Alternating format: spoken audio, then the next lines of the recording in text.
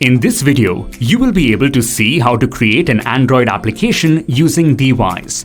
Click on Add New Application, select Android as the technology here, and you'll see two options.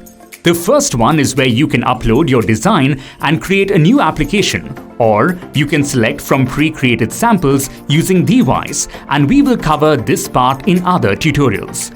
You need to add an application name here, for example, app name, application description. As you can see, the package name is pre-populated using the name that you have entered into the application name, but you can change it. Now you may need to upload an application icon here. You need to add a Figma file ID, for which you want to generate the application. And lastly, you need to enter your Figma file token ID.